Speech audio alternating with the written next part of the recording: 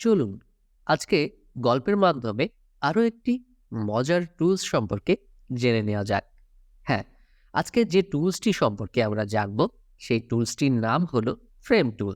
হ্যাঁ, খুবই ইন্টারেস্টিং একটি টুল এবং যার জন্য আমি আপনাদের এখানে কি করেছি, একটি কাপ এনে রেখেছি এবং এটি কি কাজে লাগবে সেটি আমি এখনই ক্লিয়ার করে দিব।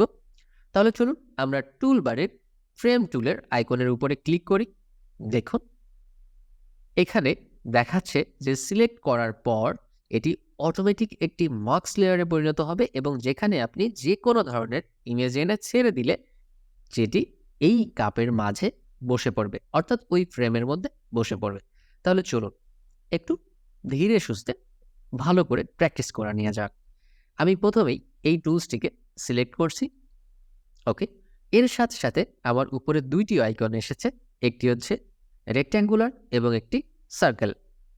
আমি প্রথমেই যেহেতু আমার এই শেপটি সার্কেল, আমি সার্কেলটিকে সিলেক্ট করে রেখেছি এবং এখানে এসে জাস্ট আমি ঠিক যেভাবে শেপ এবং রেক্ট্যাঙ্গুলার মার্কিউ টুল আমার মাউসের বাম বাটন ধরে ড্র্যাগ করি, ঠিক একইভাবে এখানেও আমি মাউসের বাম বাটন ধরে এই মাঝখানে ছেড়ে দিলাম। দেখুন কি হলো, একটি সার্কেল তৈরি হয়ে গেল।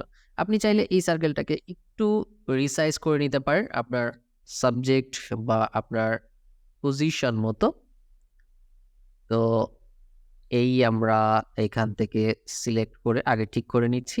ওকে, এবার আমরা কি করব, আমাদের এই লেয়ারটি একটু খেয়াল করেন যে আমাদের ডান পাশে যে লেয়ার প্যানেলটি আছে এখানে অটোমেটিক একটি মাস্ক লেয়ার তৈরি হয়ে গেছে এবং ঠিক বাম পাশের যে আইকনটি আছে এর ভিতরে আমরা যতটুকু এরিয়া মার্কস করেছি বা অটোমেটিক মার্কস হয়েছে সার্কেল অনুযায়ী সেই এরিয়াটুকু সাদা হয়ে দেখাচ্ছে।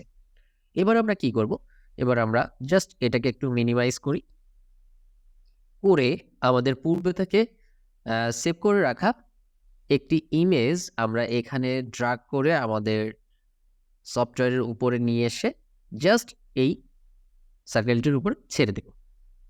দেখুন এটি অটোমেটিক মার্কস হয়ে গেছে। এবার আমরা যেটা করতে পারি, এটাকে আমরা খুব চমৎকারভাবে এডিটও করতে পারি। কিভাবে? আমরা ধরুন এই যে ব্লু লাইনটি আছে এটি হলো আমাদের ইমেজ এবং এই যে গ্রে কালারের যে লাইনটি বা বক্সটি আছে এটি হচ্ছে আমাদের মার্কস এরিয়া। তো আমরা যদি এই ব্লু লাইনটিকে বা এই গ্রে লাইনটিকে ক্লিক করি, তাহলে গ্রে লাইনটিকে ক্লিক করলে আমরা প্রথমে যেটা করতে পারবো যে আমাদের মার্কস এরিয়াটিকে ছোট বড় করতে পারবো। ওকে, আর আমরা যেটা করতে পারবো যে আমরা যদি ব্লু লাইনটিকে ধরি, দেখুন এই যে আমাদের ইমেজটি এটি আমরা মুভ করাইতে পারবো। তার আগে আমি কি করে নিই, যেহেতু আমার ইমেজটি একটু ছোট হয়ে আছে আমি কন্ট্রোল টি দিয়ে আমার ইমেজটিকে কিবোর্ড থেকে অল্ট্রা প্রেস করে একটু বড় করে নিই। ওকে, এইবার আমি ইন্টার প্রেস করে দিচ্ছি এবং আমার ইমেজটিকে ধরে আমি যেখানে যতটুকু রাখতে চাই বা যে কালার টোনটি আমি রাখতে চাই সেখানে জাস্ট মুভ করাইলেই আবার এই ইমেজটি থেকে যাবে। ওকে, এবার আমি মুভ টুল সিলেক্ট করছি এবং এখানে ফাঁকা জায়গায় ক্লিক করছি।